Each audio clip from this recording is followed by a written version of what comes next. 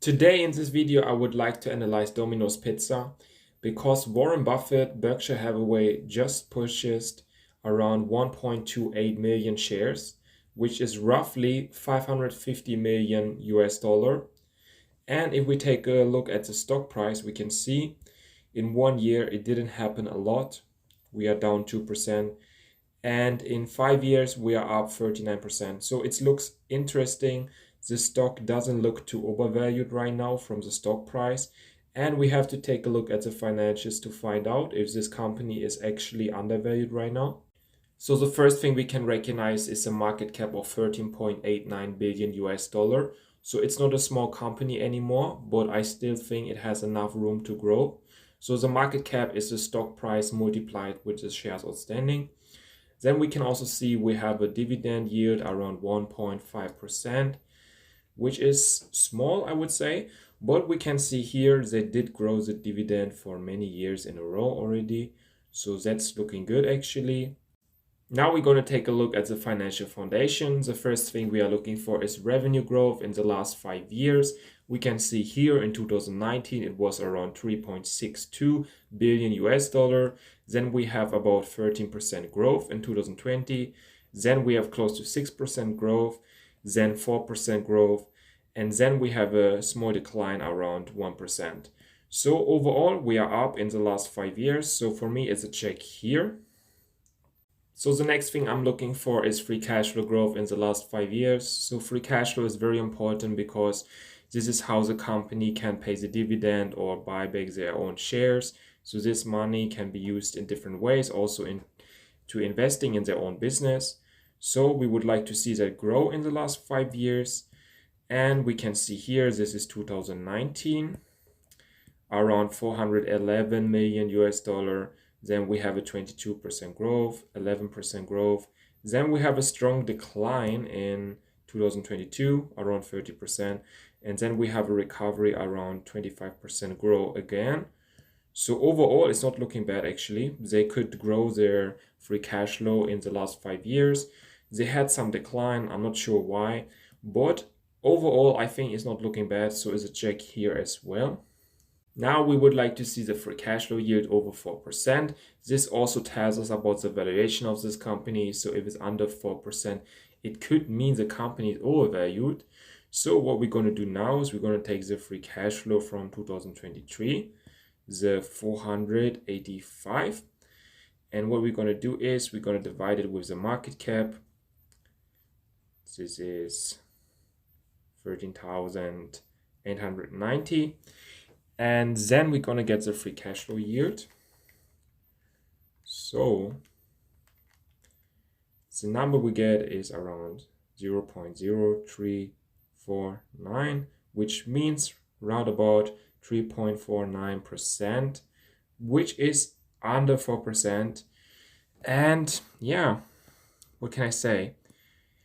It doesn't look so cheap. We also can see here they had a higher free cash flow yield some years ago, and they have a declining free cash flow compared with 2021, and it's still under 4%, which could mean the company is a bit overvalued in my opinion. So it's not a check here. Now we're going to take a look at the balance sheet. We would like to see the debt to free cash flow ratio under 5. This means that the company can pay back the debt with the free cash flow in under 5 years. So it's a very important number because if a company has too much debt, it could risk to go bankrupt, and we don't like to see that. So what we're going to do now is we're going to take a look at the short-term debt. It's around 95 million. Then we're going to add the long-term debt as well, around 5 billion.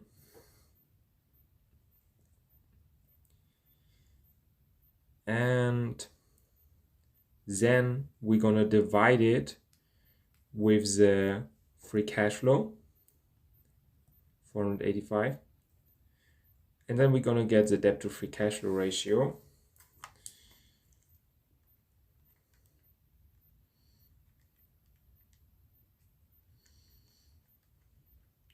So what we're going to get is around 10.73. So actually, I don't think it's looking good about the balance sheet as well. they have quite a lot of debt, and we can see here long-term debt excluded capitalized leases is still not looking way better. So I think they have a lot of debt, and it's not something I really like to see. It's not a check here as well. We can take a look at the cash on hand, and we can see here they have around 400 million cash on hand, which is not a bad number, but compared with the amount of debt they have, it's not great as well. So I don't think it's looking very good about the balance sheet here. So the last thing I'm looking for is shares outstanding decrease in the last 5 years. This means the company buy back their own shares, which can help the stock price to increase. So we like to see that, especially if a company is undervalued in our opinion. And we can see here, yeah, they did buy back shares a lot, and actually many years in a row.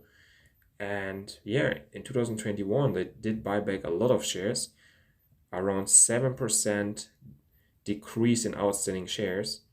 And yeah, that's a lot. And usually that's good. I just think they have a lot of debt, so I don't really recommend them doing that. But it's a check here, and it's still a little bit risky, I think, if they have a lot of debt. And buying back their own shares is maybe not the best move in this case. Yeah, we can see here as well repurchase of common and preferred stock. Yeah, they buy back a lot of shares, and I think usually it's good, but with their balance sheet, I don't really recommend doing that. So I don't think in this case it's not really good to do that. So now I would like to give my conclusion about this company. So let's start with a positive. So the positive for me would be the revenue growth. They have some revenue growth in the last 5 years, so that's okay.